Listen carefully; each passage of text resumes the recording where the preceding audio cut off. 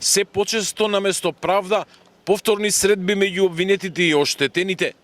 Родителите на загинатите деца од трагедијата во дискотеката Пулс во Кочани обвинуваат дека поранешниот градоначалник Радко Димитровски и други обвинети слободно се среќаваат со сведоци и оштетени, иако судот им изрече мерки на предпазливост.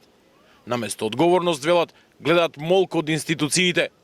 Со фотографии и нови докази во раце, тие повторно застанаа пред судот, решени да ја добијат правдата што ја чекаат 8 месеци. Според нив, институциите не реагираат и не ги применуваат мерките за спречување на влијание врз сведоците.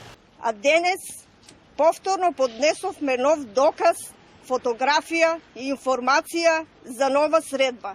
Овој пат помеѓу осомничениот градежен инспектор Николчо Гоцев и оштетеното лице. Овој настан сериозно не загрижува, бидејќи представува уште едно прекршување на мерките и создава реална опасност да се влијае врз сведоците и оштетените, да се создаде притисок и страв и да се загрози целата постапка и незината правичност. Родителите велат дека ако и овој пат не добијат одговор, ќе ги радикализираат своите активности од мирни маршеви и собири до масовни протести пред институциите. Нивниот марш, велат, не е само во спомен на децата, туку и против институционалната тишина, што според нив ја убива правдата по втор пат.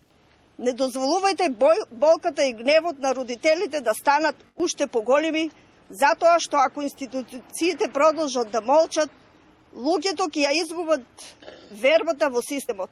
А кога ќе исчезне вербата во правдата, постои реална опасност луѓето самите да бараат излез што никој не го посакува. Денешниот 29-ти марш за ангелите тргна од паркот на револуцијата, а заврши пред основниот суд во Кочани. Таму родителите порачаа дека нема да се откажат, додека не видат дека правдата е вистинска, а не само декларативна.